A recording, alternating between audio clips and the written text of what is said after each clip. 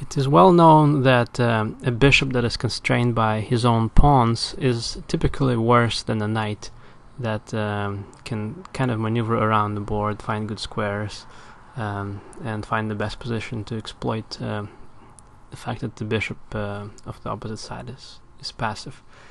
But in this game, Fischer shows that a lot depends on the details, and sometimes even a bad bishop can lead to a better position than a good knight, and it's especially true if the knight has difficult time finding a good outpost, and this is exactly what happened in this game.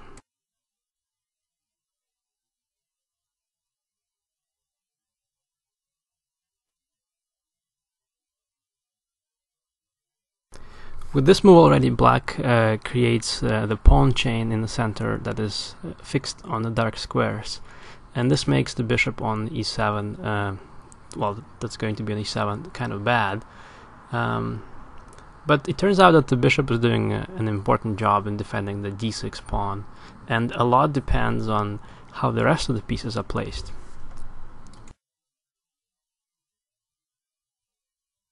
With this move, black is encouraging an early f2 to f4 and possibly f5 from white, and he wants to later exploit that as a weakening of the e4 pawn and later attack that pawn.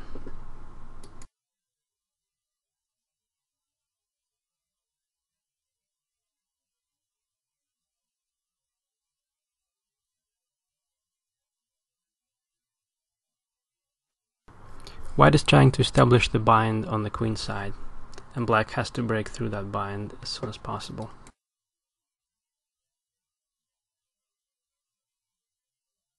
So the pawn structure has changed quite a bit, and now black has two potentially weak pawns on a6 and d6, but he also has some play on the queen side, because now the b file and the c file are open for him to play on.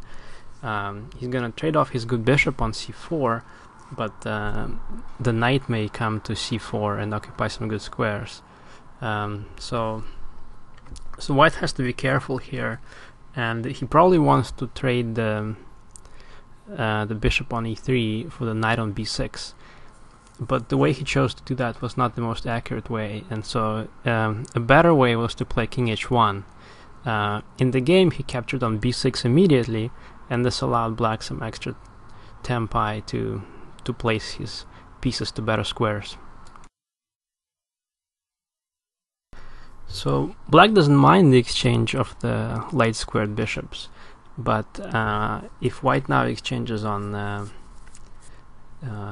b5, then black is going to capture with a pawn, and that's going to slightly improve his pawn structure because he no longer has a pawn on the open a file. If white does not trade on b5, then black is going to transfer the bishop to c6, and that's going to put more pressure on the pawn on e4. This is probably another inaccuracy from white, and it was probably better to exchange on b5 with the knight and just play that position with the opposite colored bishops, in which case he's more likely to get equality, whereas in the game white's position actually goes down pretty quickly.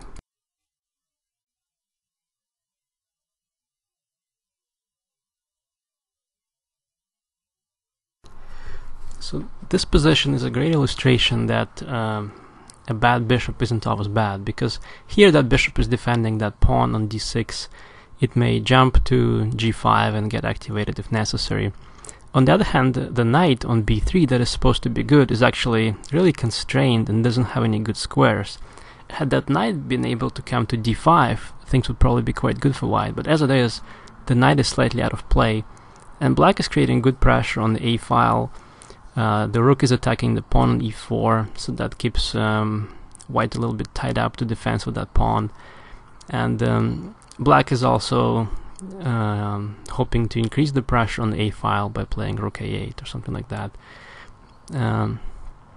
So it's not easy for white to find a good plan here. It later was found that g3 followed by possibly king g2 and maybe king h3 would have created a good placement for the king, whereas in the game he kind of weakened his king instead and went down pretty quickly.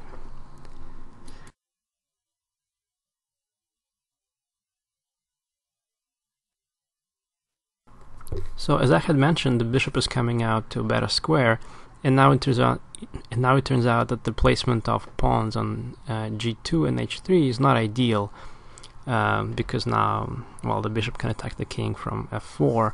So now white tries to cover up the f4 square, but that just weakens his king more. Had he placed the pawns on g3 and h2, then that would actually have constrained the black bishop, and white would probably be fine in that case. So as it is in the game, he should have played rook a to d1, possibly just trying to put pressure on d6. Instead he created more kingside weaknesses and went down pretty quickly. So now queen to f2 is a threat, obviously.